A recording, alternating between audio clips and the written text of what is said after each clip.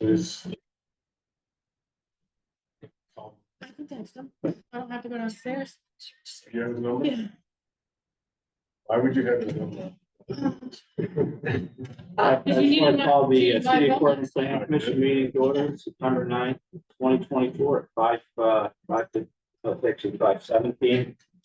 First order of business agenda, item number 1, site plan review for 172, 174, 178. Homer, is anyone here to speak on the site plan? We heard from you last month, we'll just, I guess if anybody has any questions or just fill us in, maybe on some more details, be maybe a good start.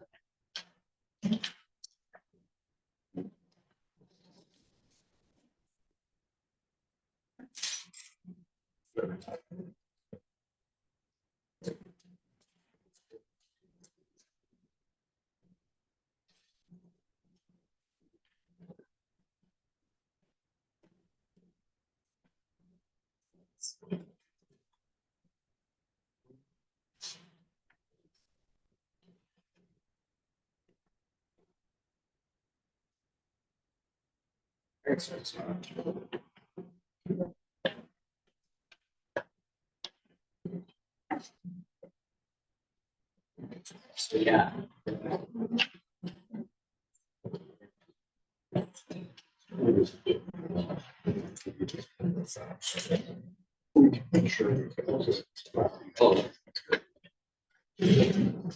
ready for the mantle.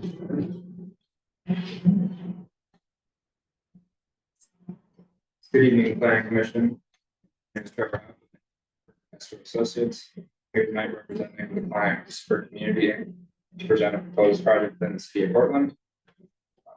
Presented this project last month and got some feedback, including a pedestrian connection to Grace Brown House, which we have pursued with our updated plans. Since then, we've met with the Portland County Planning Commission, and we received a positive recommendation, and also we had our variances granted to support the project by the CBA. I can introduce Justin to discuss more. Good evening. My name is Justin Logic. I'm the president and CEO of Within Community, and it's a pleasure to be here to talk about the project. It's a very exciting project, and we really look forward to the project that I think we discussed before. Is, in addition to the Great Brown House project that we started the redevelopment of the Homer Ave corridor, and then taking a dilapidated plaza and really providing a redevelopment opportunity for a mixed-use opportunity for quality affordable housing, but at the same time providing commercial opportunities for really two key nonprofit organizations in our community. One is the Portland Reuse, and the other one is the Sutton Valley Health Coalition, which is something through the bank.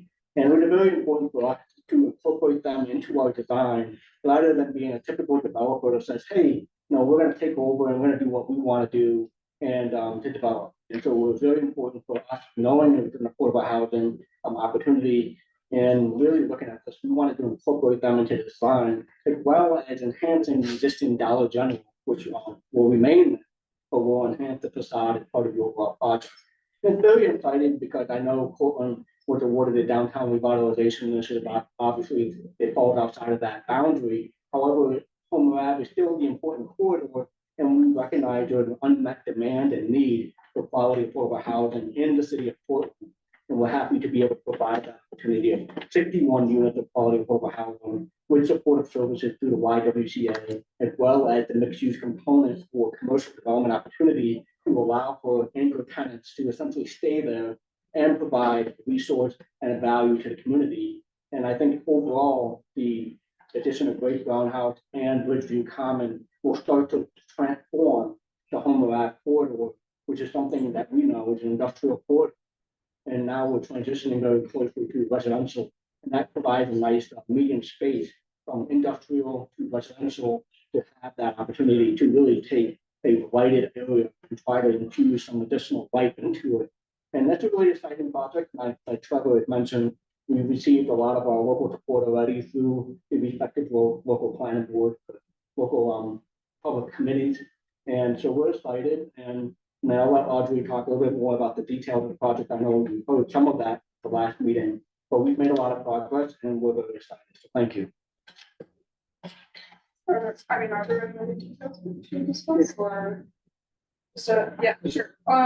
Yeah, I can just recap quickly. I know I can present this to the majority of you, on the actual plan and just, tenants, that we expect to, live in residents. So we have the 2 residential buildings. In the first building, we will have, the YWCA, Portland YWCA's, offices just for their aid to victims of violence program. We'll be relocating to the, front of that building, and then the remainder of that building will be residential, 30 units, serving, individuals who are victims of domestic violence. Portland YWCA primarily serves, those clients who are looking for housing, and this is where they will be able to, make their homes. And then the second building, second residential building behind, which serve, general low-income families.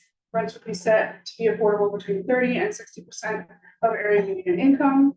And, just to paint a better picture, folks who are like entry-level workers, bus drivers, sometimes first-year teachers, that's kind of the income range, that,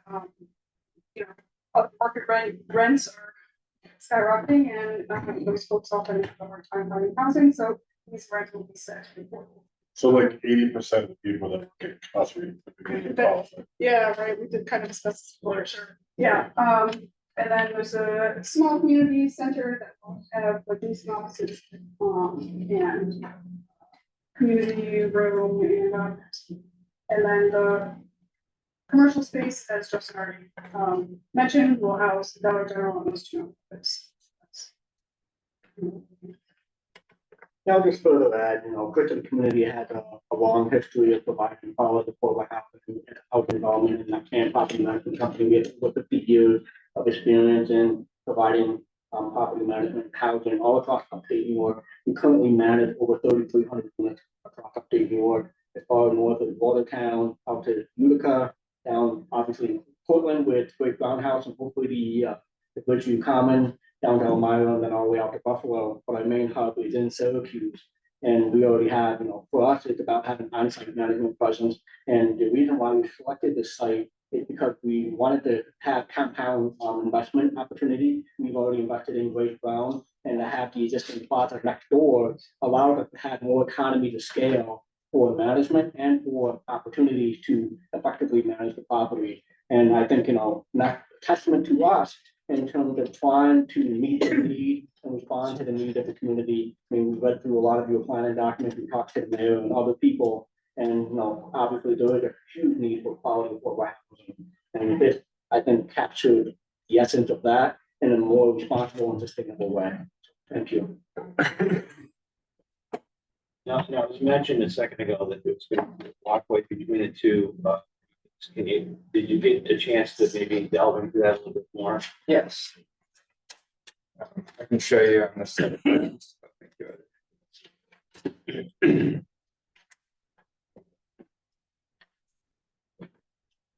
Basically, What we're looking at for the second connection.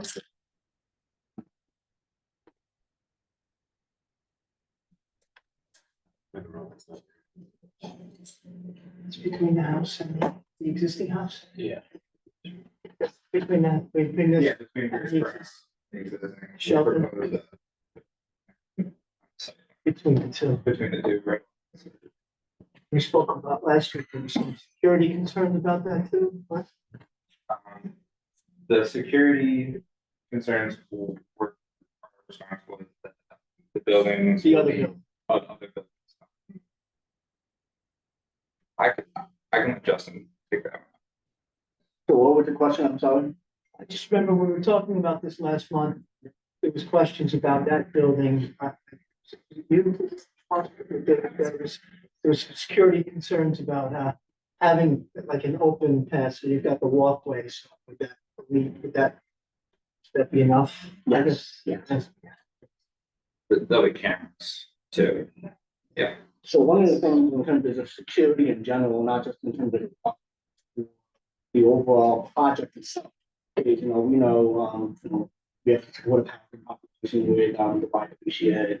And one of the things that will happen and probably will YWCA, we will be providing after hours security monitoring. So right now we have a relationship with the marshal's office in Syracuse, and we've talked to a couple other Syracuse-based security consulting companies. And as part of the project, we will be providing monitoring for both Great Brown, Ridgeview Commons, and Riverview Apartment as part of this overall project to ensure that we are trying to manage the population. We know things happen, right? And so what we want to do is be responsible as a manager to address those things. And when things are happening, we put the issue lease violations and all of those kind of different things. But one of the challenges with Great Brown right now, since it's only 25 units, it's hard to have that density and economy to scale for operation. But adding in 61 units in conjunction with Riverview allows us to be a little bit more flexible on our overall operating budget to provide on-site security when our property management team is not on site.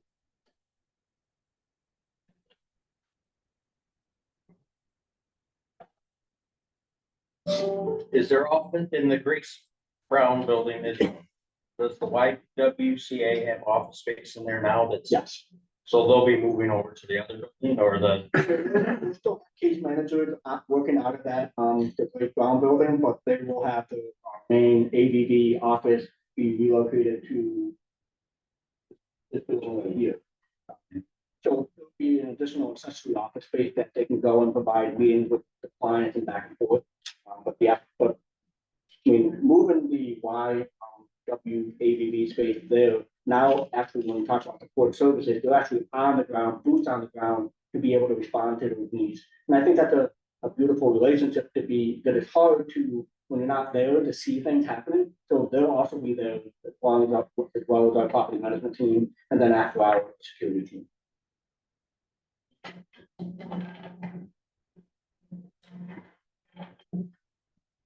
I have a question.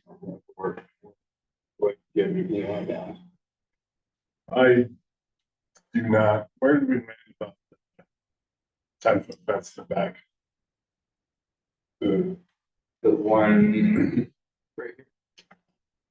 on the back of the property, facing the school and the county property back there. of the existing fence that's there. There's an existing fence there. Yeah, we don't plan to have any fencing to delineate the property line currently, besides, kind of tying in this building, security fencing with the existing fencing that's along here. We're gonna extend that to provide that separation, but kind of along this area, we don't have any closer. So a couple of things that you brought up in our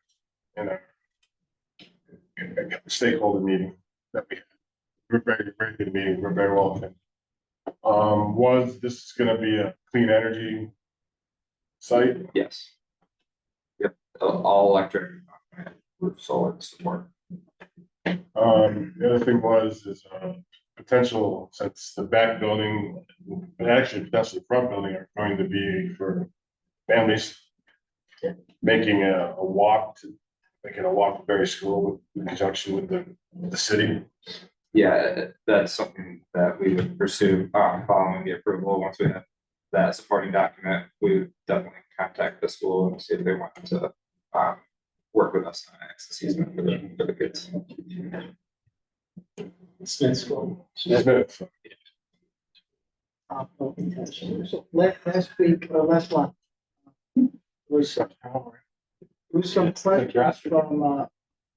from people, from citizens, Joe Martisi particularly, talking about maybe redistributing to get Portland reuse more prominent front facing. Did you guys address that? Yeah, we brought them in for a programming session with the design team, architects, engineers, MEP engineers, and we looked at the floor plan of that existing commercial. And basically, from their operational standpoint, they like having this rear section closer to the loading dock, and it's also going to be closer to the dumpster area, which they would be using a lot for their lifts of the things that they have. And so after programming them, they actually felt that this area was their best space from an operations logistical standpoint. But we did propose a sign for the shopping center that's in compliance with the code that to give them some that visibility. I mean, one of the things to know is, not last month, the Portland reuse and Sutton Valley Corporation and the YW, I mean, we've kind of talked about the project, but they weren't part of the actual design team. We've since incorporated them into the design team. They've been having weekly meetings with our design team, and we've incorporated those suggestions, ideas in terms of making the project more feasible for them, as well as the better operation of the day. So they've been part of our weekly design meetings over the last month. So That's terrific, because that's what came up at the last meeting. Exactly. You invited Joe. So Terrific. where do you stand purchasing the property? purchasing it. Because, so it's kind of like, so the YM owns, the YW is gonna be heavily involved as well as you guys, so. From a perspective of doing paperwork and everything, it gets kind of confusing on my end, so. Yeah. Are you guys gonna purchase the property? So right now, we're working through an option agreement with the YM to purchase the property, and one of the things is gonna be contingent on financing through the state. And so once we get the award from the state for funding, then we'll go to construction loan closing and purchase the property outright at that point in time. But right now, we're working through an option agreement to show that, you know, we're serious about moving forward. We want to invest in the community, and so we're working through that now. But we, as a nonprofit organization ourselves, to acquire that property upfront and without having the financing secured, it's a risk. And so we're trying to work out an option agreement, so we're sharing the risk together to be able to develop the project together. How long does that usually take here in the state where they get approved or not? So, A year, 6 months, I mean. So typically what would happen is, you know, the state issues the RFP for capital funding. And then we have roughly about 60 days to put together an RFP. Obviously, we've been looking at the project well before the 60-day RFP. But we have 60 days to submit it. And then once the application is submitted, the state typically takes anywhere from 4 to 5 months to award, to make a funding decision. And then once they make the funding decision, then we tell the architect team to move forward with actual construction drawing, work with the city to get building permits and those kind of things. But generally, at the time of award, when we find out, it's usually 6 more months after that process before we go to construction loan closing and be able to move forward. But sometimes it could be as long as 8 to 9 months, depends on if there are specific nuanced things that maybe we didn't account from the city, and we need to go back and revisit it or whatever. But generally, it's a year-long process. So essentially the same as code of housing authority's been going to, River Street, going back and applying. Extensions. And the other thing to note about the site, as you know, one of the properties that's being acquired is the former gas station. You know, and so we're gonna be remediating that site. I mean, right now, there's you know, the DEC closed some tanks, but through our environmental investigation, we did identify there was additional tanks there. So we're now assessing that. And you know, part of the overall development, redevelopment of that corridor, that property, if when we finish it, won't necessarily be a brownfield site, but what will happen is we'll clean up that site as part of the overall project. And so that'll be less of a responsibility for the overall city as well. Yeah, it's one of my questions on the short form secret you had. That really wasn't identified. Just wanted to. So that's gonna, this is gonna. Just going for the full review, yeah, that's why I didn't even know if we needed to talk about the short form. Does it even matter? That's going full secret. Yeah. It's a lot more than. Sure. Sure.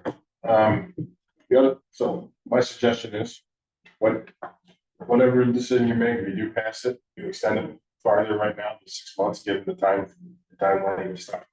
It's just. The secret form, that would be done now or maybe financial. Well, they've got the basic secret stuff. I've got, so once, I'm gonna go, I'll go through that. I mean, the other secret, they don't have to be here. Next meeting, you guys. Set this. Can you remind me again what the community center with the citizens? Wait. You don't get to. Oh, It could be all. yeah, so the community center will, house offices for the property manager, the maintenance superintendent. There will also be a community room, a gathering area for the general family building, and there will also be a fitness room. And a little area, like a computer lab in there for use of the tenants. So occupant load of the community room and the fitness room.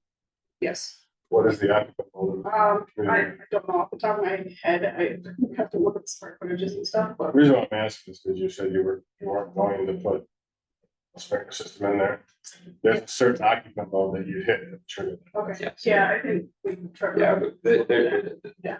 that's the discussions. Yeah. Exactly. Yeah, so the state had, New York State Housing Community Rule through the design, they have specific requirement of how big the community space needs to be for the number of units that are gonna be part of the project, so we meet that guideline. So obviously, okay, the captain said, there's when we get awarded, we go through the construction process, or construction drawing process, those are the things that come out in terms of those kind of things. And plus, we wanna try to be as thorough as possible, so we're budgeting accordingly and we advises. But the community is on a really mainly for the benefit of the residents, at birthday parties, we're kind of gathering. But on a case by case basis, you can reach out, the community can reach out to the property manager to reserve that space if you wanted to have, the local alderman wanted to have like a town hall meeting, we will be more than happy to do that. We typically keep our community space closed and make it as a reserve request.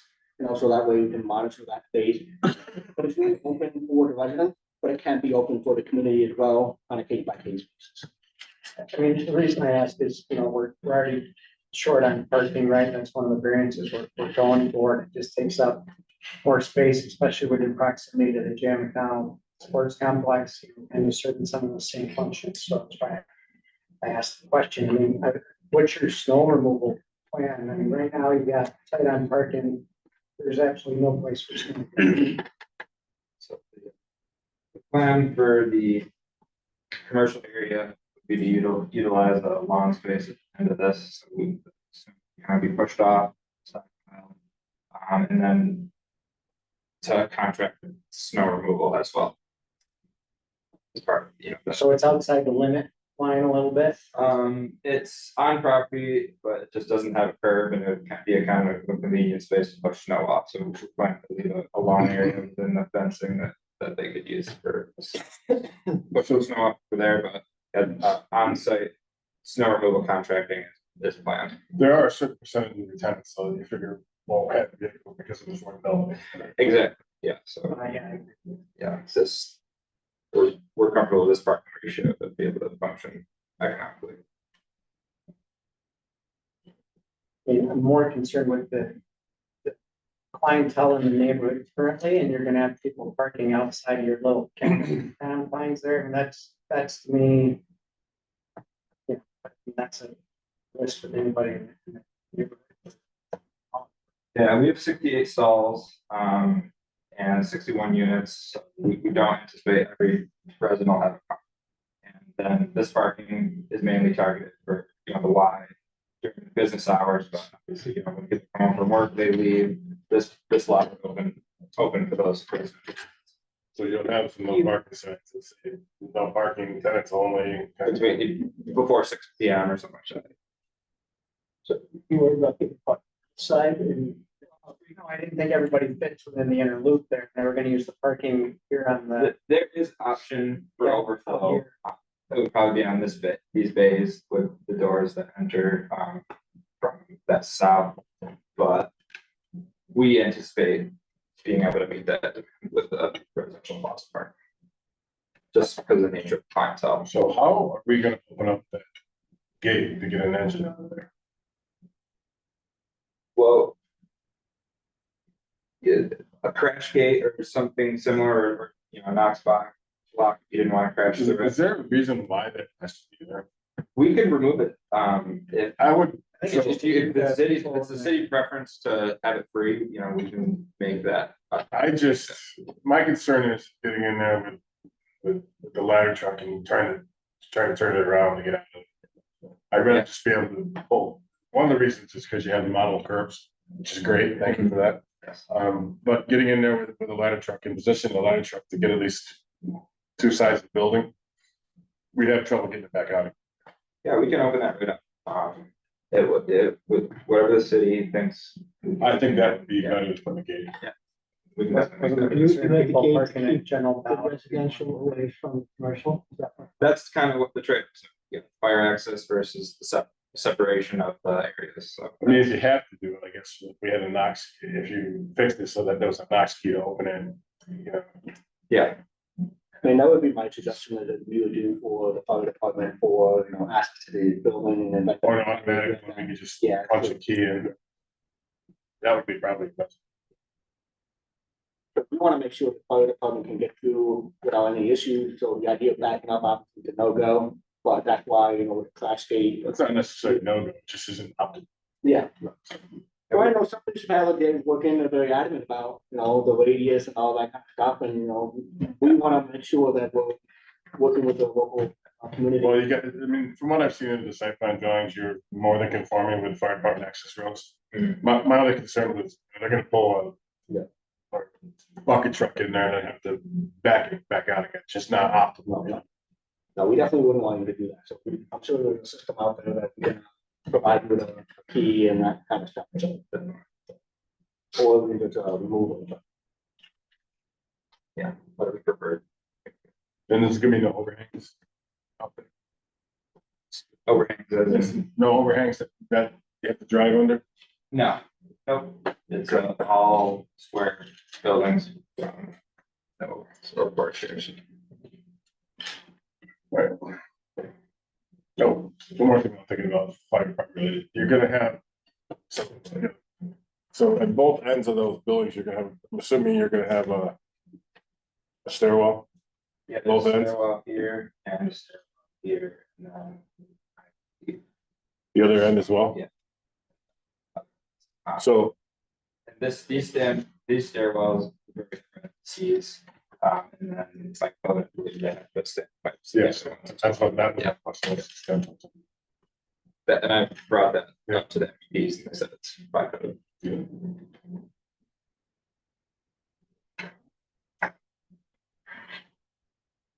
Questions from the group? That was a public hearing, so. What's your question? Is there anybody from the audience who'd like to ask any questions? I just had a few questions. Yeah, sure. What's your time, SPR? Yeah, I'm Paul Gallo. I probably where they're doing the project. Yeah, on a project that size, I see they did a short form, yeah. Don't you think they should do a long form? We were just talking about. Oh, did you? So we do.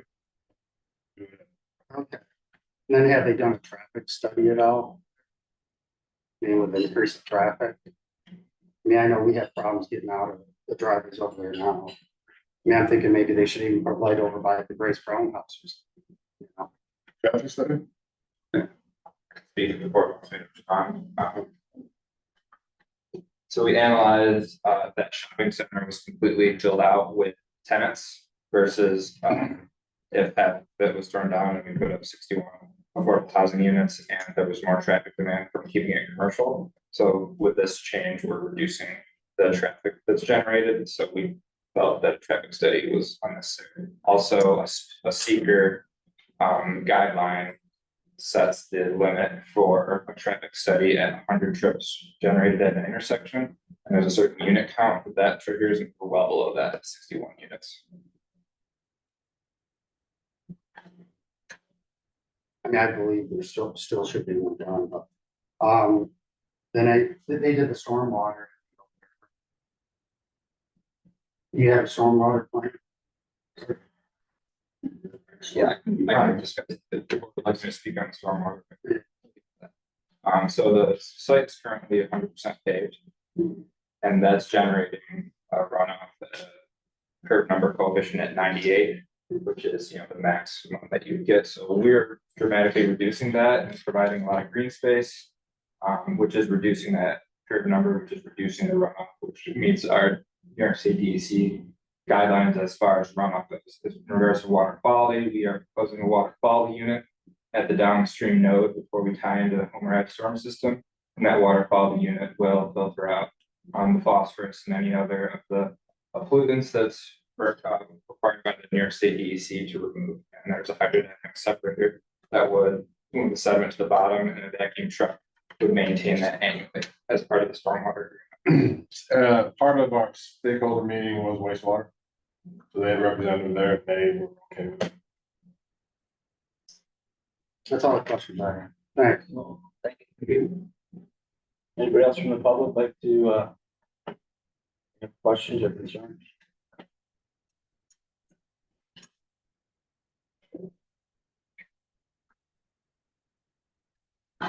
We're doing, I'm at the regional landscape architect, just want to say I like the project, I think it's a great use for the parcel. Involved with the Grace Brown project. Encourage on this one possibly a little more pedestrian spine.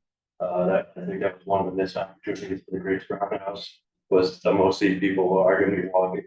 Most of them don't have cars, so, I don't think the parking, requirement is an issue at all, especially with most of those being 30 to 60%, income level, so most of them will not have vehicles. The only thing that, that parking lot currently sees a lot of usage is during like state fair or something like that. Most people want to find different places to go, try it a lot. Other than that, I think it's great project, just to encourage more pedestrian spine in it. Thank you.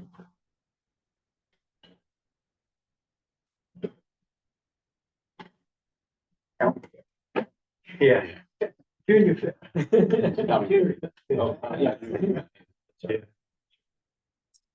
Any other concerns or questions from the public? Our questions, further questions on the board, from the board. I think it's a good plan. I appreciate you guys. I have a question, just not really a concern or a curiosity. Why did you decide against like using one drive lane for both and kind of combining the parking lot with the Grace Brown? And so you could either eliminate one or one of the other drive lanes and just have one and maybe a parking area that goes all the way around for both projects. Yeah, we looked at that and we discussed it at the ZBA meeting. So Grace Brown is a different entity that, we thought, HCR, the state entity, looked at it differently. And then we have this project, which will be a different entity as well. And so in order to share resources and all kind of thing, we would have to go through state again. And then we would have to go through and get an easement and all kind of thing. Generally, the state like to see projects that are self-contained. But we did look at that and say, that was the first question I had, because, one of the requirements for parking is looking at Grace Brown, we have 25 units, we really only have 8 residents that really have cars on site. And so I was like, well, we have all the space right here, why not be able to tap into it? But really, it's the state really looks at that and says, no, we really need to be able to show that these projects is self-sustained and that the legal entity, the 2 separate legal entities, and so that creates additional requirements, and so we opted to make it self-contained. So for the Grace Brown building, it said there's only 8 people with cars, so maybe with staff, maybe Yeah. 10 Yeah, spots. so I think there was, if I remember correctly, when I asked the property manager, it was something like 34, 36 parking spaces. And she said on average, there's no more than 13 cars on any given day, which include, per car and the case manager there, and then the residents. And so even Grace Brown with the requirement that the city had for parking, we provided that. But it's still, when you drive by, really, it's not even that full motion. And for me, I'd rather parking requirement that we have here, I'd rather reduce it and show more green space. Because I know, but at the same time, knock on wood, it doesn't always work out that way. And, heaven forbid, all 61 now has cars, and now we don't have ample parking, so I understand that requirement, but I would rather have more green space than paved areas. But we're trying to make the best project within the confines of municipal law and codes and all that kind of stuff, but also really it's about being responsible to the neighborhood and really trying to address the needs of the community. And I think this project does that. And I know, Portland, the city was right on before. I mean, this is not the first time a developer came in and proposed to do something on that site. But I think our track record is different, and we've been able to generate positive momentum with our housing development opportunity, but at the same time doing the mixed use development really paved the way for something really cool to happen. And I know the state looks at these types of projects and will say, wow, a mixed use project featuring commercial, especially 2 nonprofits, and have supportive services with the Y moving in there. It just checks so many boxes, as well as having a responsible design that really blend into fabric of, well, not necessarily blend into the existing fabric of the neighborhood, but really set the tone for the aesthetic that we want to see and the city wants to see. Now, on our notes, it says that the ZBA approved the, variance applications. Do you know what variances, were required? Maybe that would be, yeah, just like, when we vote, we need to. approve those. Yes. So required parking, which is chapter 300, section 87, the lot coverage. Chapter 300, section 34, front yard parking. Chapter 300, section 84, buffer strips, chapter 300, section 95. Landscape areas, we are providing the number of trees, we just missed a couple of the 40 on center, so we need the variance for that. And then the maximum non-residential building footprint is 10,000, and the existing that we're keeping is around 31,000 square feet. And there was additional variances that were brought up that involved the multi-family use. So that was setback to the drive aisles and parking areas of 25 feet, and we are below that in some areas. And the main reason was the fire lanes, you know, they need to be a certain distance from the building, and with the parking and incorporating everything, we couldn't meet that setback. And the last was the front yard part, which we're kind of already getting, but that's also a requirement for multi-family, there's no front yard parking, so that can kind of get jumped in with the required parking section of no front yard parking. So those 8 variances are the ones that were approved. And a lot of them are pre-existing. They're actually, we can find no pre-existing issues, so like the building size, but they cut, you know, by tearing down the other stuff, so. Okay. It's still too big. Any other further questions from the planning commission? All right, anyone like to make a motion to be approved? Make a motion. Approved. I get a second. Second. Brandon made a motion, Jim second. Further discussion.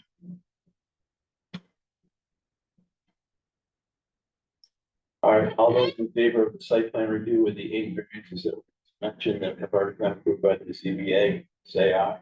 Aye. Opposed? Motion carried. All right, good luck, and we look forward to seeing you in the future. Is there a subdivision financing need to move on as well, Matt? Or Yeah, they need, they lot like this. yeah, we're combining the 2 lots as well. Yeah.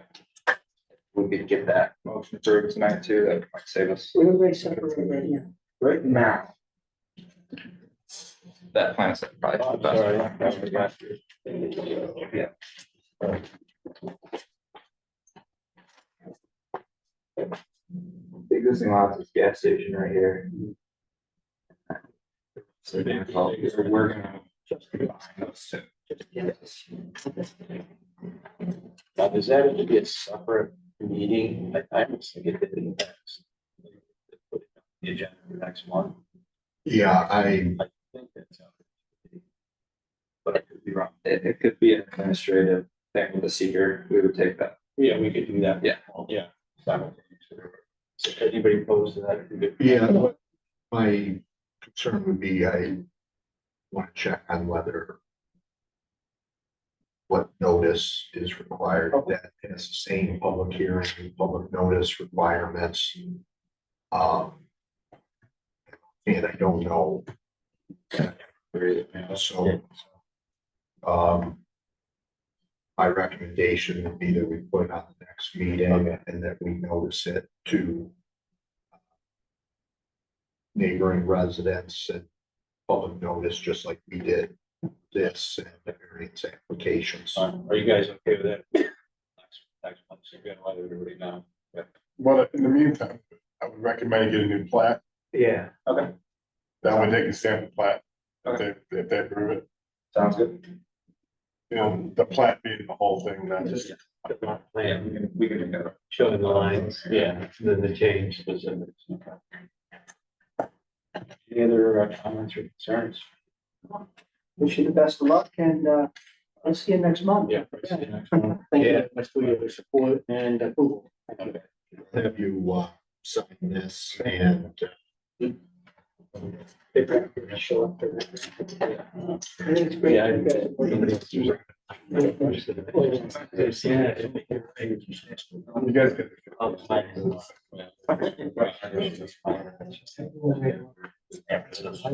So. Yeah. They just have to find out. Something with the other. Sure. So, you know, that's one. Yeah. Yeah, I know, it's not a negative declaration. So it's. Yeah. It's, you guys. 40 bucks. You got to sign,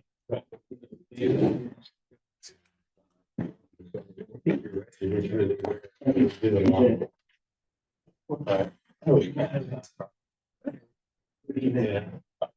Good luck. yes, one. Just let me know when you're ready. Yeah. Chris. Go there. Chris, CHRIS and then PEBPE. I'm a fucker, you think I should.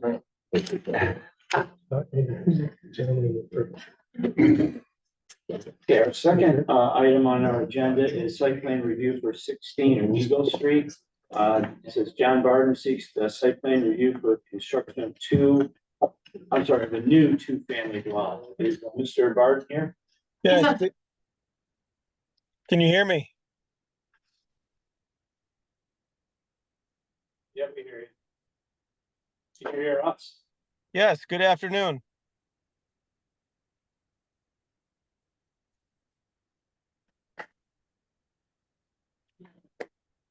Yes, good afternoon. Can you hear me? Yes. And you hear us. Yes, I can hear you, Roy. I can, yep. So can they count down? Your audio was much clearer on the previous item. All right, they're not really talking right now, I am. Oh, okay, okay. I'm not supposed to. Just, I think they're waiting for you to explain the changes that you made to the current problems. Oh, okay. From the ones that weren't tabled. Ones at the table, right? You guys tabled it? Understood.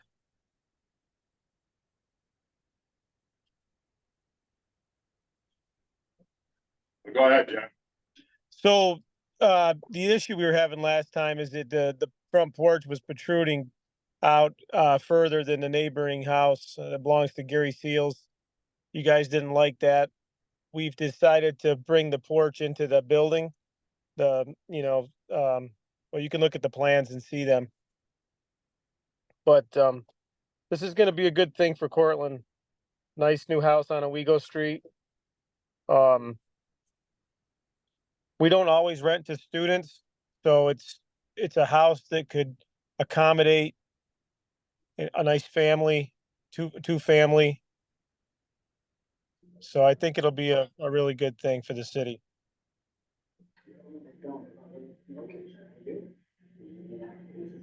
So we changed the front porch. Were there any other changes that took place? I don't think so, because that was the biggest concern that I believe you had last time. It was really the size of the structure on the lot. I mean, that came into play with the front porch as well, but. Yeah. Does anybody have the lot layout? I just had I the, didn't see that. No, like, all I have is the building Right. So. drawing, like the floor plan is all we have. So basically, it was the same as before, except that porch does not leave the front of the house anymore. It's contained within. So this house is basically the same as what we tore down. We just made it more functional with parking and with the driveway. And with Mr. Seal's cooperation of eliminating his driveway and putting green space in, I think it's gonna work good. How many units are we talking about, John? 2 units. And how many apartments in each unit? No, there's 2 units in the building. It's a simple upstairs, downstairs. All right, how many bedrooms in each floor? There's 5, there's 5 with a, an auxiliary room for study. Depends on who uses the house. If it's a family, it could be used for other things. So we're talking about 2 people per bedroom, so you're looking at what, like 14 tenants possibly? No, there's, what is there, 5 bedrooms in each unit, right? Yeah, So that's 10. 10 So you're- total. you need 10 parking places, right? Can you show us a picture of the parking again? I don't have it with me. I didn't bring that one from last time. Yeah, I don't have the. We're not required to have 10 parking places. We're required to have 2 per unit. Yeah, but if you've got 5 bedrooms in each unit, that means there's 5 people with cars in each floor. I would disagree that a family with 2 adults and 3 children have more than 2 cars. I would say 10 students would have 10 cars. I don't know that. I mean, I've had students that don't bring their cars at all. A lot of kids are from New York City and they don't have cars. So I just want to be clear here. We in the city do not differentiate between rental, it's a rental problem. So he is correct. Max parking for 2 families, 4. If he provides more than that, that's all by our local law, yes. But What about the in open? approving the site plan, we may place additional Of additions. course. we obviously know that we can't put more cars in than what's available. I mean, I've sold houses for that. I used to own 16 Prospect Terrace, which Roy's very familiar with that property. You can't even get out of it. There's no room. So I sold that property for those reasons. So I'm not going to put 10 cars where you can't park them. That doesn't make any sense because then nobody can get out. So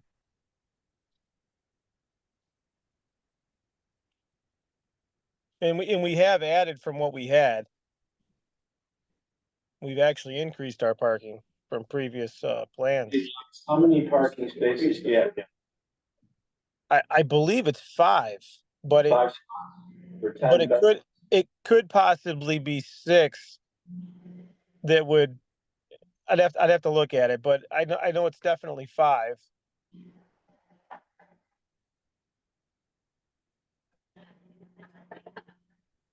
But we've met the requirement for that, so You're showing the front facade with different roof lines.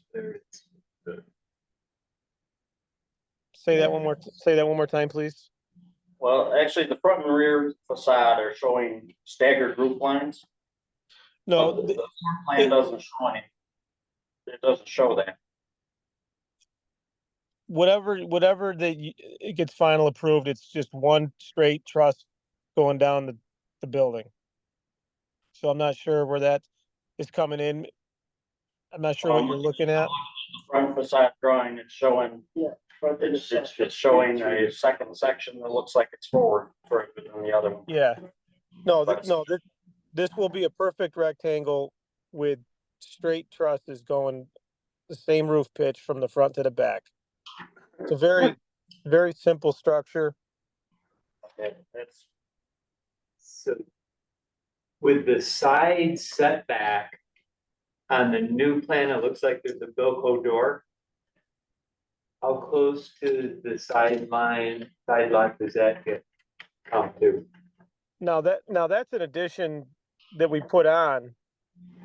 I'm not even sure if it's required. Roy would know that more than me. And I don't have the answer to that.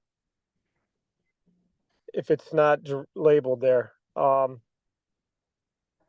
I know that I know that, It's got a buildable door. But it's not showed on the last one. It's not multiple, so I don't think that's required. yeah, we don't have to have that. We try to just put those on our houses just to make it easier on the tenants. If it comes to maintenance on the building, that's all.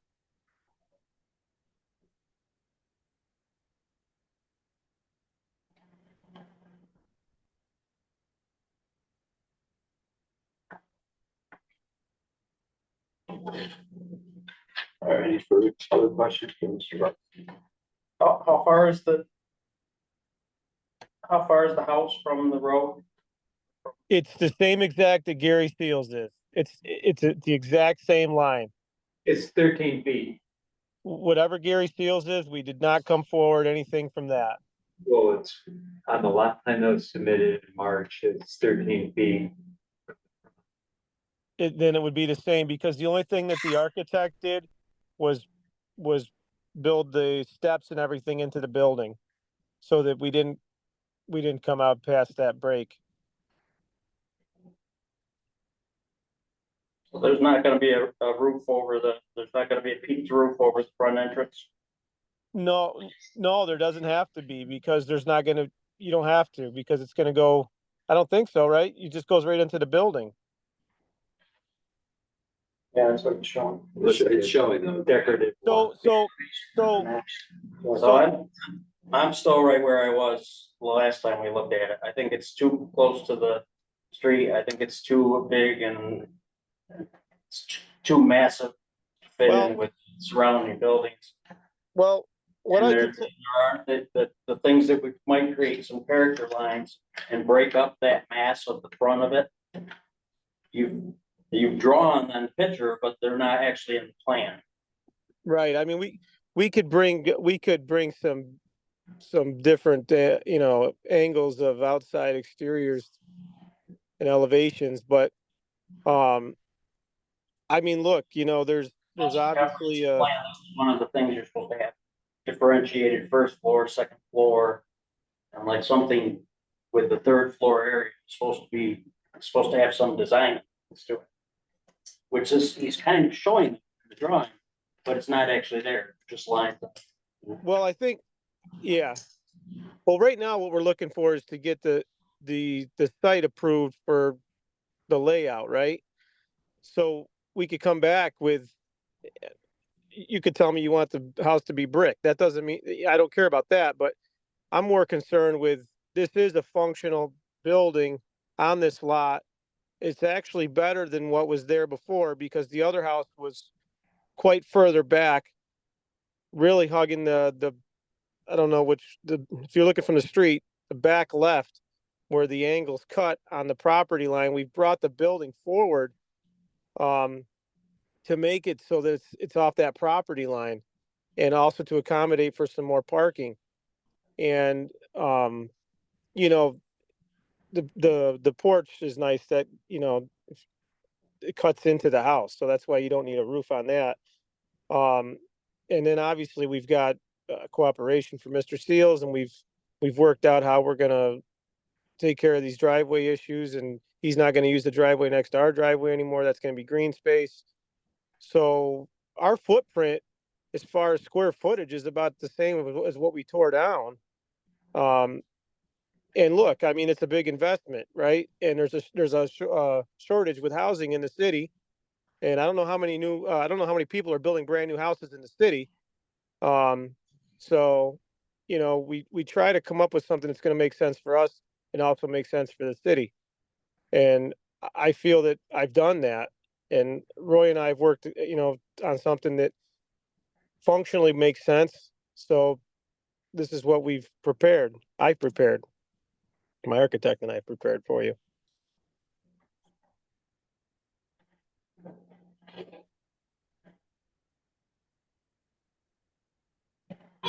Any comments from the board? Love to see it on a current survey. They're going back and forth, looking at something. Do we have a copy of the last one? Yeah, We've got, can I? sure. Is that on your computer right now? Yeah, it was from March. Yeah, should have seen that. Yeah. I can pull up here too.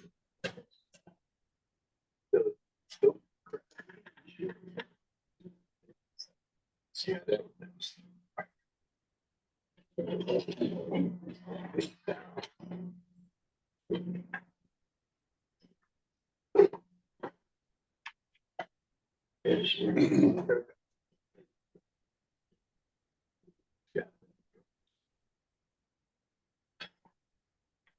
Yeah, I don't know. So you're welcome. Well,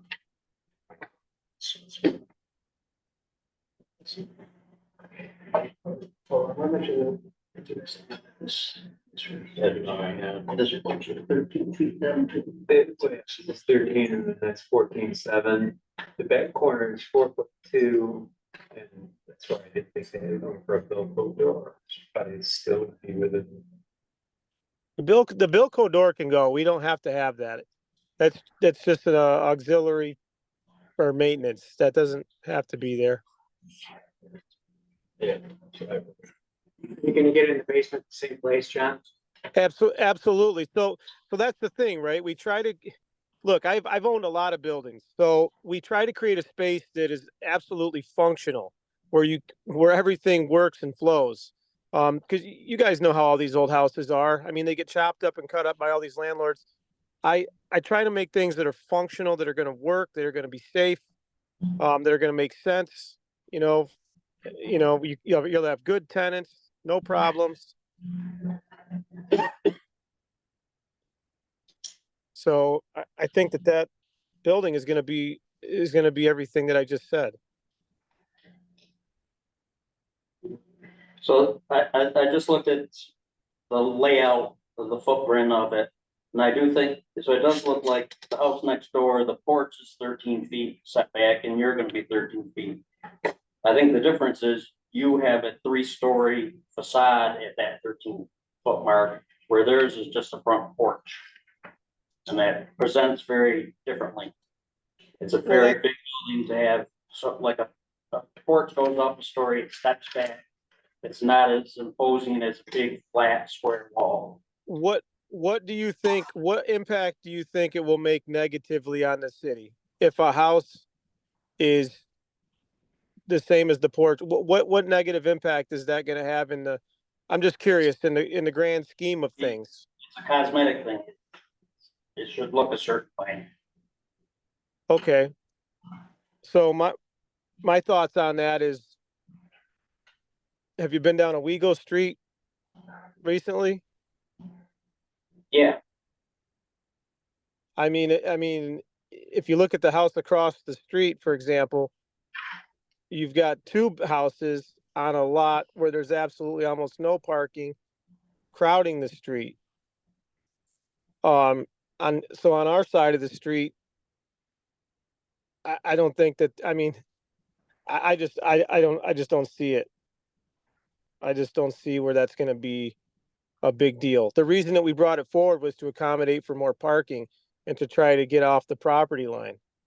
So accommodating for more bedrooms. Yeah. And I understand, like much of what you'd say, you could put another 3 bedrooms there and put it 5 feet from the parking. And much of what you'd say would be true. It's still potentially for some people better than what's there. But I think there's a limit to how much mass of a building you can put on a single lot. Even if it's, and I know, like, from the city's perspective, torn down an old house, and I think that's great. But I don't think that means whatever you propose needs to be approved, no matter how big and close to the road it is. And I don't, myself, I'm not speaking for other people. I'd like to hear what they have to say. For me, it's too big, too plain, too square, too close to the road. Well, I will Fit in say, yeah. buildings. I will say that the existing house that was there, it didn't appear from the street that it was as big as it was, but it was absolutely much further back, and there was not much space at all in the back. So at that point, you had a building that, even if I fixed that building up, I wouldn't have been able to accommodate for parking. It just wouldn't have been a functional building. So going back on this, I don't even know how many times we've been in front of the city with this. I've tried to bring something to your table that makes sense, where it makes sense, where people are going to want to rent it. Like I said, I rent to a lot of families because, there's a lot of student housing in Cortland, and sometimes you have better success with long-term tenants, but you got to provide the room. There's usually not enough room, right? So this is where I'm trying to make it make sense so that we don't have vacancies, right? And the building makes sense, so that's why it is closer to the street. If you saw what was there before, you'd say, wow, that doesn't work at all. Well, this works much better than that did. So,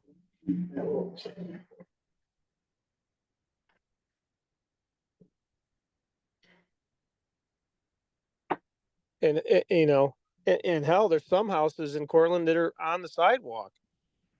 I mean, I just don't see that as being a major issue, especially for an improvement to the city like this, but that's just my feelings on it, so.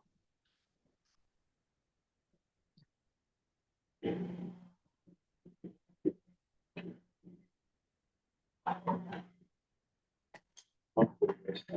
want to do two projects. Don't have any thoughts. Like my main concern is parking. And space for parking in it. But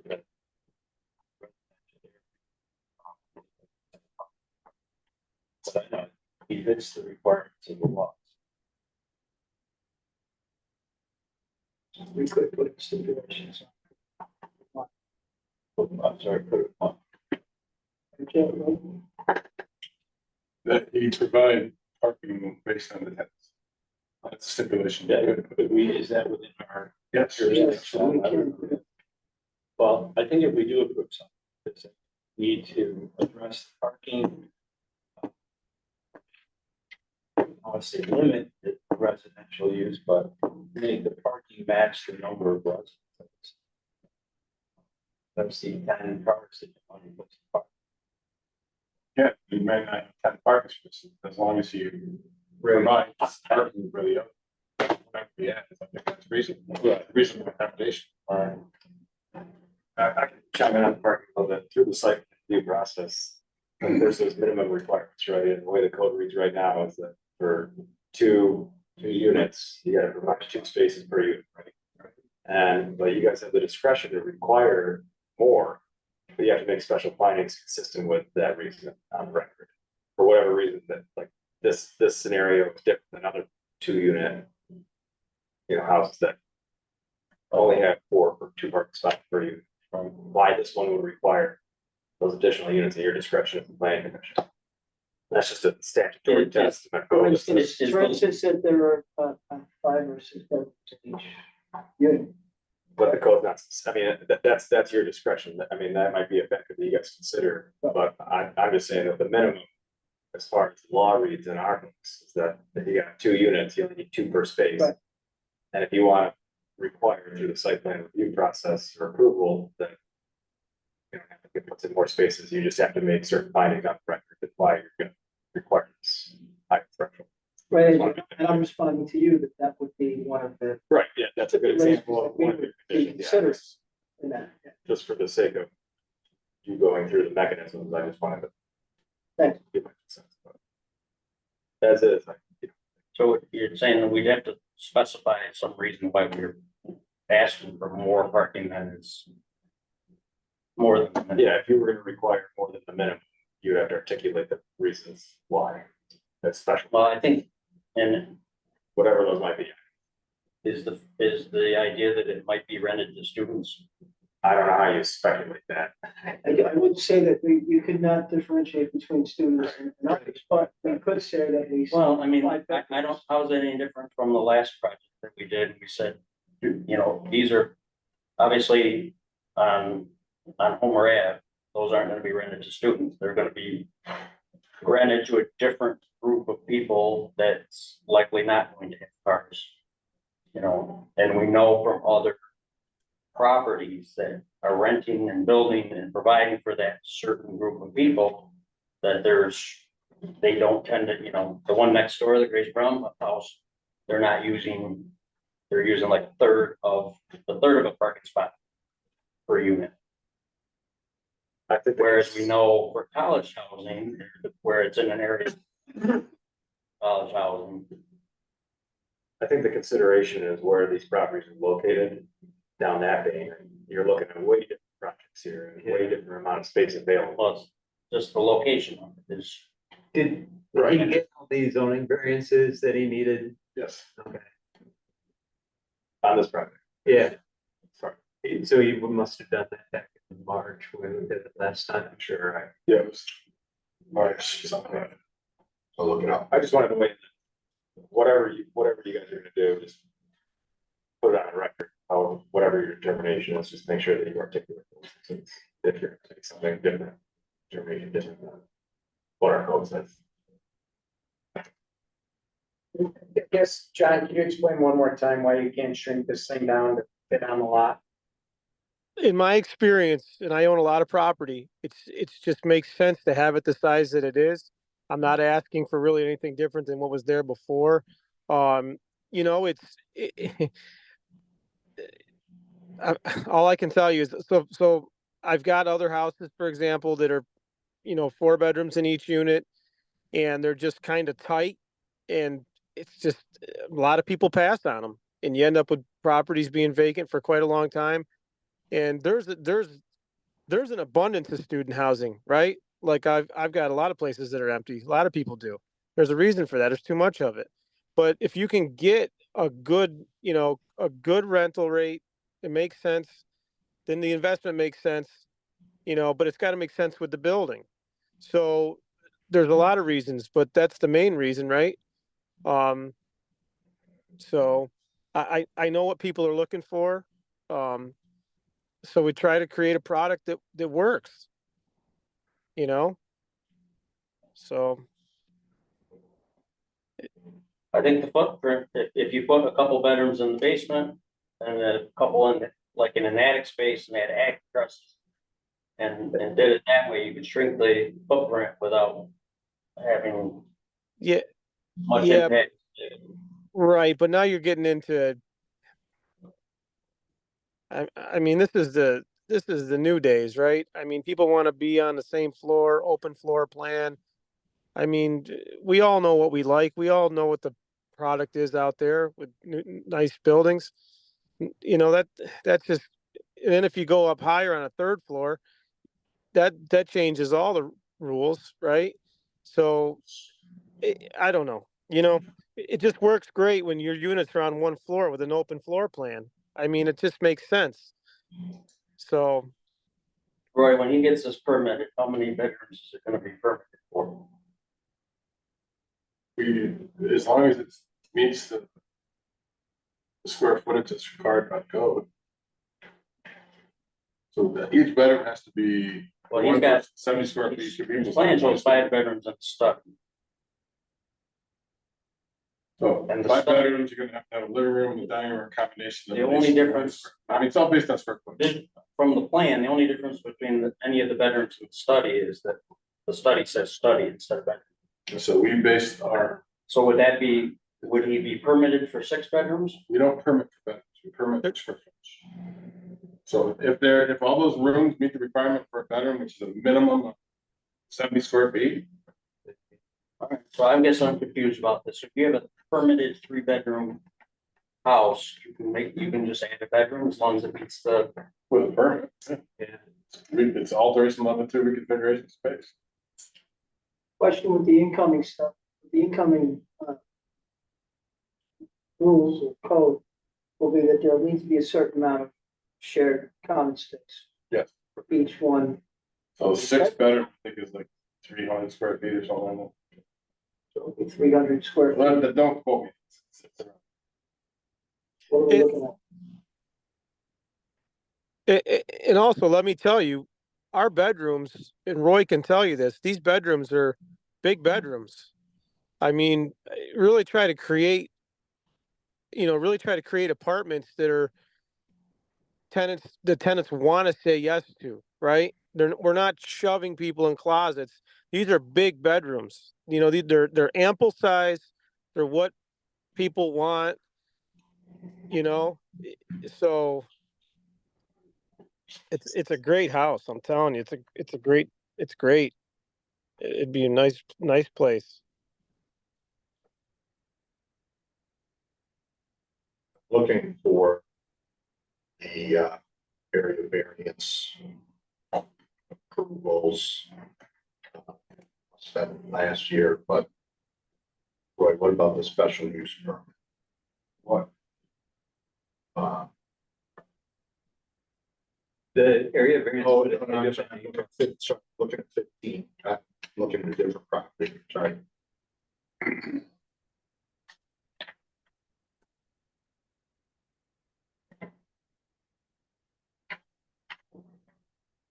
Be it lot size, lot coverage, maybe, 4 foot vegetative strip for sure. Side yard, yes, definitely. Yeah, And in front yard. front. Because So the, there's, 13 feet, and so it's 25. Yeah, the area variances were 300, 150. 23, 24, it's 330, 75.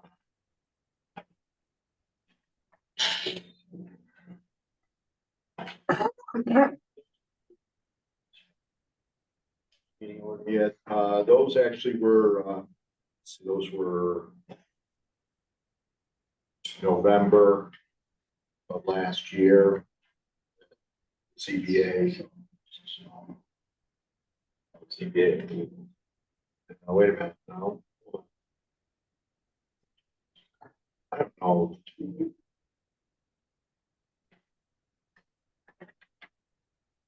All right, so the area variance application is on the agenda, November 13th for the ZBA is tabled.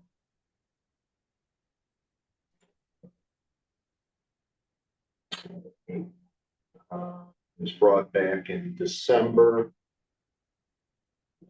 And it was, the variances were approved.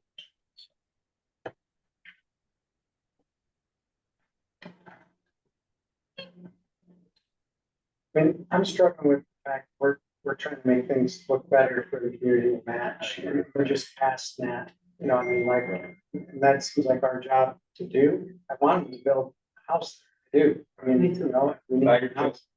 But just, here we are building a box to fit as much as possible, and it doesn't seem like we're meeting what we're trying to do. I mean, I don't know. I'm with Chris, same thing, struggle with aesthetics. What we're putting up there is too big for the lot. I know it was too big before. We're making improvements. That's great. But we're, you know, we don't take the opportunity to say this is what we want to have happen on a lot, then what are we doing?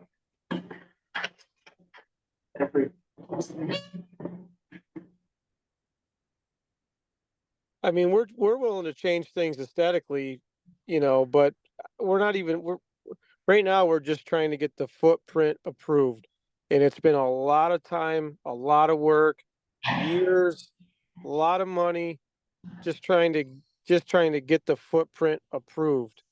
And we're at the point where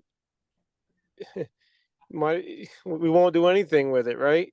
So I don't think we're asking for anything I think it's a good thing, but I don't know if, I can't convince you, so.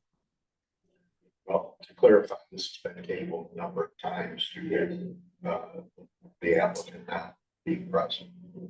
Well, yeah, but we didn't have full survey plan showing what was going on, and this one, we still don't even have that, to be honest with you, but Still don't see because I'm exactly. trying to piece things together, and I wanna work with it, wanna hinder progress, but. Do you want to require?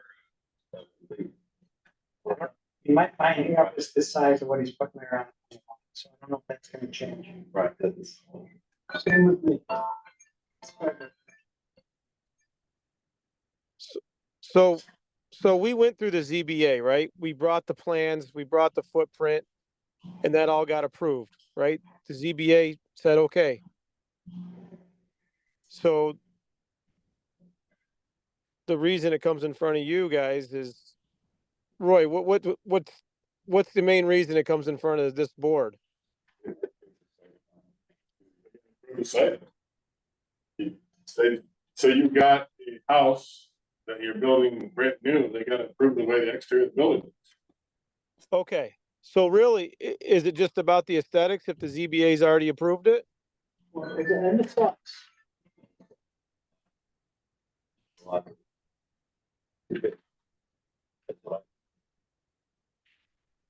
Smaller, maybe 3 units in each floor, I could probably do that. But again, that economically is, makes sense for you guys. You get, because you guys have to turn it off. I understand that. So this is a community that we all live in, you know?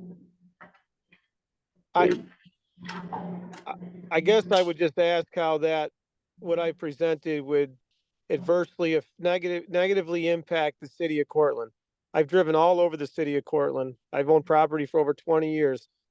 This is a brand new building and it functions well. How could it negatively impact that community?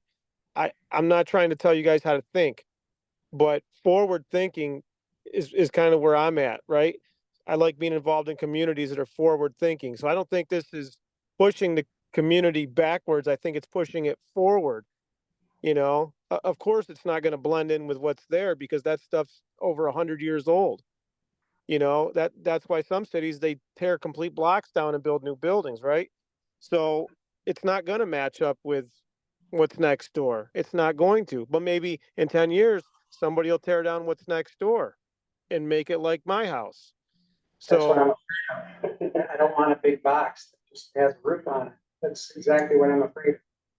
well, that's fine, but that's something that we can absolutely talk about and change, right? That's aesthetics, right?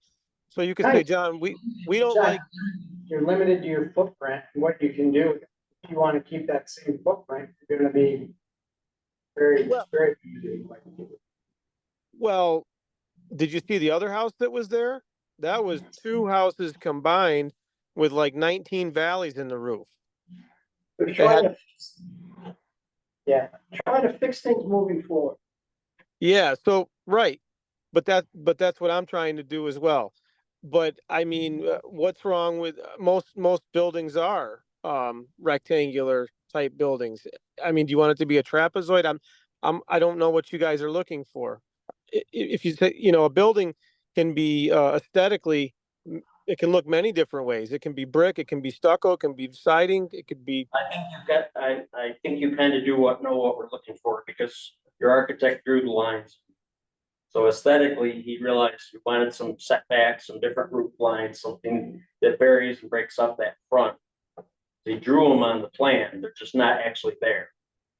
It's a Right. flat wall that you drew it, somebody drew it to look like there's various elevations there. So I think there is at least some idea of what we were looking for. But Yeah. you'd have to set part of the house back, you know, a foot or a couple feet, and then the back would come back. Or something would have to give. Right. Yeah, I mean, I'm willing to work with you guys. I'll make it look like anything you want aesthetically. I have no issue with that at all. But I'm asking you folks to take a look at from my perspective in a house that will really work well, you know. We need good housing, good tenants. That I think that's the most important thing. There's a lot of housing out there and it's either not filled or it's being destroyed, right? Like we want good housing, good tenants, good people in the community. I mean, at least that's what I want. I don't know what anybody else wants. So I've got good tenants. All my buildings have good tenants. So, you know, and you can ask Roy. I haven't really had a problem in a long, long, long time. And I've never had a problem with students, never had a cop call for my students or anything. So, you know, I try to be the landlord that tries to make things better in that city. So that's kind of the product that I try to bring to the table so that I can do that. So that's what I came up with, right? That's what I want to do. So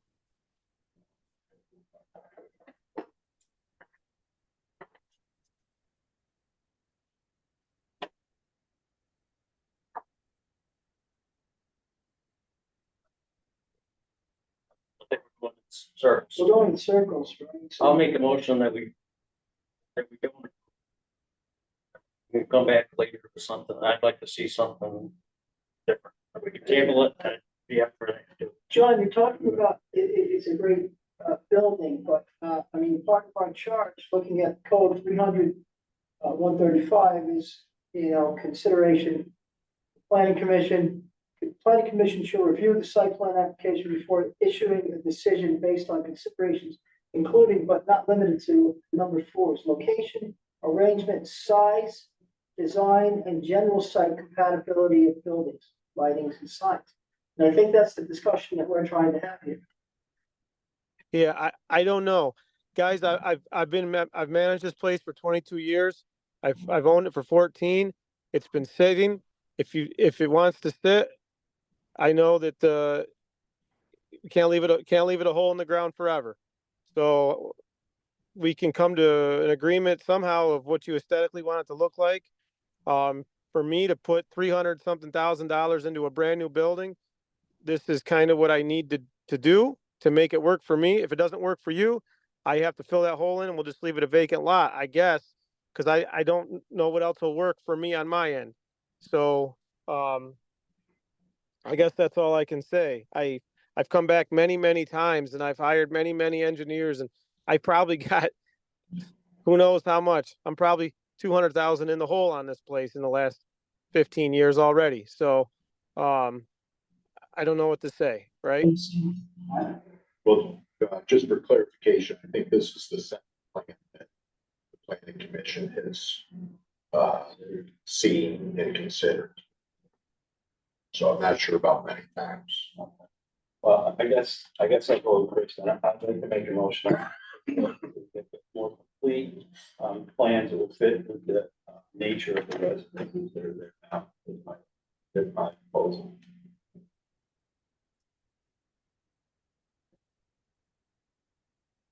Second. Well, my only concern with that is he's gonna keep this same footprint to make it work.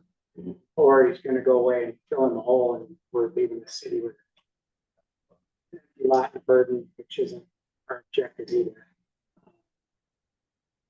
I just don't know. I mean, you don't want him to go waste money on design fees to come back and have us shoot that down. I don't know what our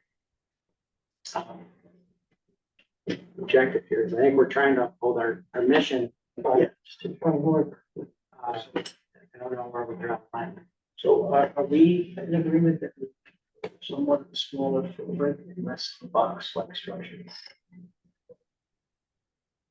I think the That's box. Hopefully we like the box.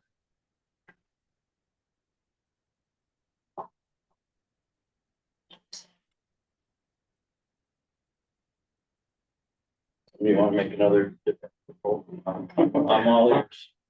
I mean, it sounds like we're all kind of in agreement. Wanting something different. You can understand his view, wanting to research.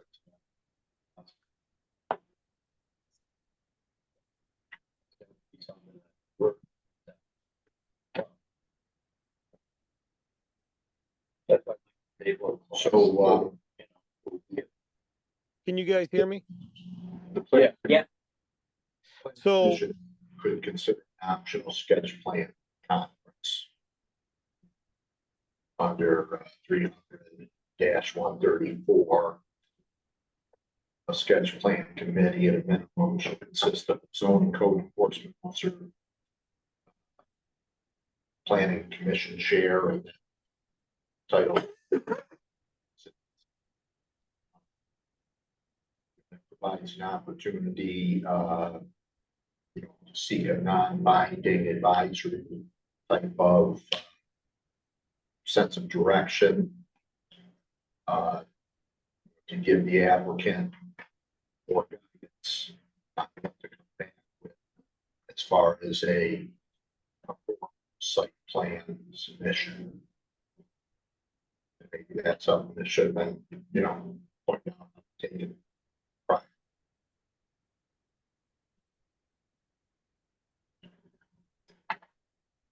Some reason. This is the first season we did the season. Yeah, the way it's written, it's consists of minimum zoning enforcement officer, the building, the code enforcement officer, the city engineer, the planning commission chair. We don't have a city engineer, but others could be a part of it too, certainly from the school commission.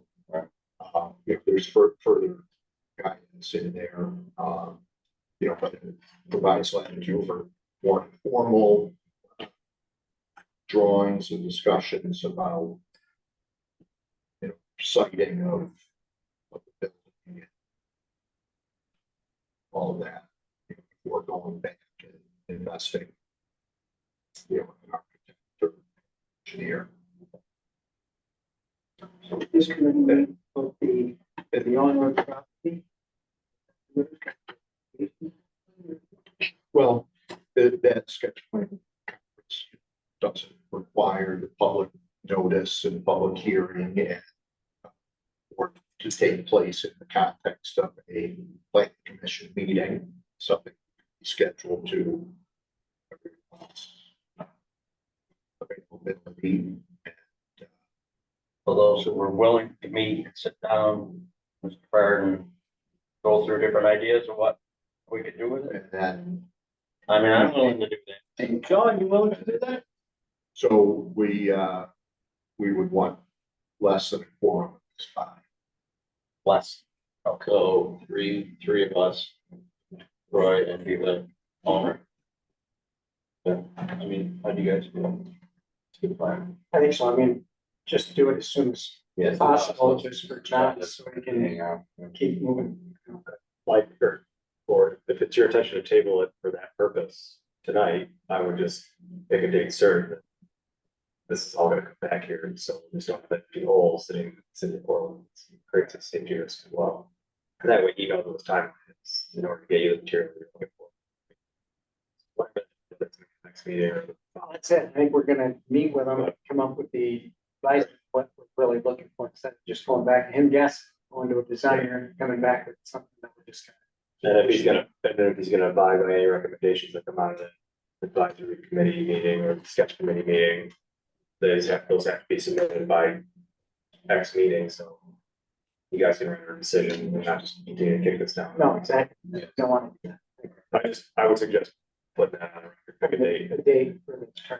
Yeah, so the only other requirement there in the code related to the sketch plan conference is that a site plan application has to be submitted within 6 months of sketch plan conference.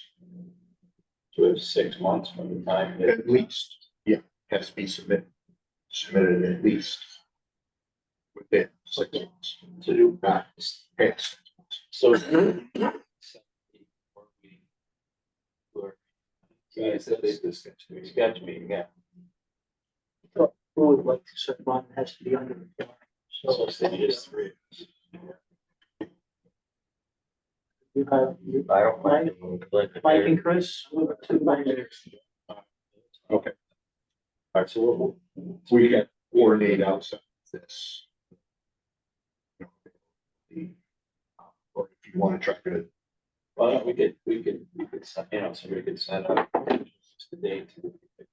Okay. Yeah, just find out what John's about. Right. Yeah, I'll do a doodle poll or something. Okay. But in terms of the 7 date certain. Um,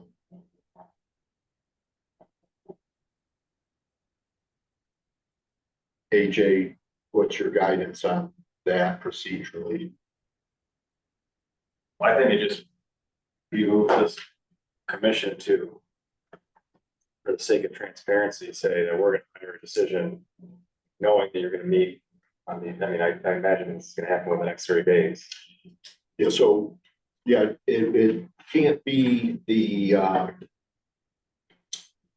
it cannot be the October 7th meeting. No, we're gonna do it for No, I mean, in terms of a site plan, another site plan application coming back here.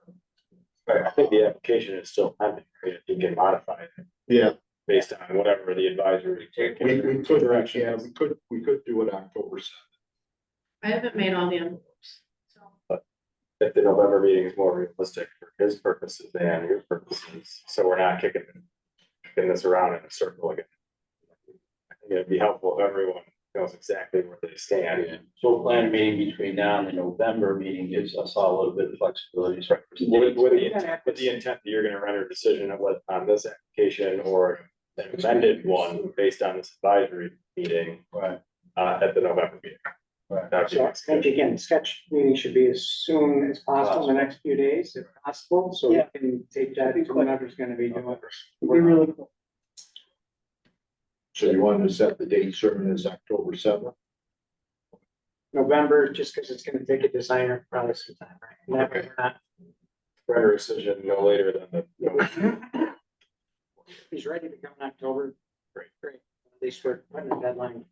After adjournment, I'll get some time frames and don't work for you guys. I'll send out a doodle poll in the morning to John, and all of you, and come up with the soonest date. Sure. All right, so I guess we're at a point now where we're tabling it with the idea of meeting in a sketch meeting between now and the November meeting where we'll definitely cover the answer to you yes or no. That where we're at. Scheduled meeting is soon as possible. Right. So I'll make a motion to table with the plans for a sketch meeting. All right, we get a second, short second, that Tony seconds. All right, so Chris's motion, Tony seconds for the discussion. All those in favor? Aye. Any opposed? All right, motion carried. So we'll be in touch. You'll be in touch with us. Yep. Members, you, person, Mike and John.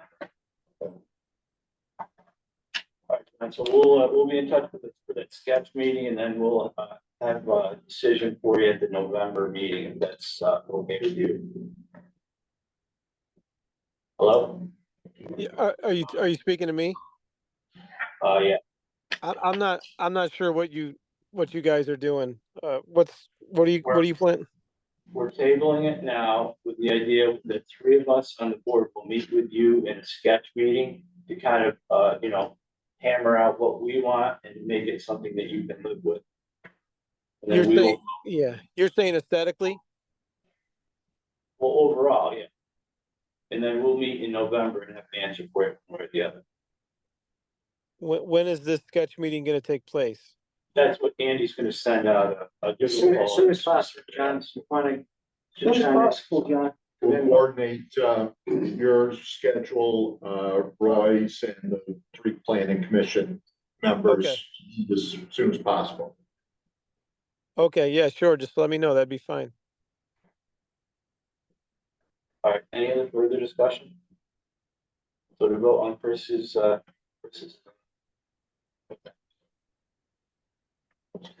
Yep. Oh, we did. Okay, I'm sorry. All right, old business we have to do, we are considering, considering a time exception for the previously approved site plan work. We don't have. Oh, I thought we did. Well, I put it on there as a placeholder in case something comes in. Gotcha. Okay, sorry, I thought there was something on there. All right, the only other thing we have to do is approve last month's minutes. We would get a chance to look those over. So there are a lot of typos, right? That's plus. No, I was saying here. All right. Any changes or concerns to the, it would be the what? August meeting minutes? All right, can I get a motion to approve those?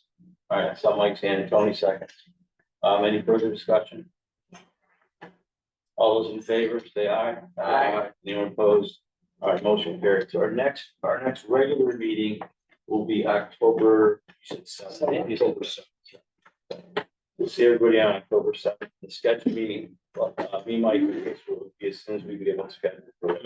Not that this wasn't a marathon meeting, but plan on being here. October. It's pretty, It's, the next agenda. Next agenda, we've got only 8 items. 8 items. The ZBA's got. One of you can, Who's ordering pizza? I was just gonna say, one of you can absolutely bring dinner. Feel free. Good meeting, you guys. You know, also, Motion to adjourn. Motion to adjourn. Motion, Chris, second. it'll be 9 items, because you got to. Oh, Okay. All those in favor of adjourning, say aye. Aye. Opposed, motion meeting adjourned.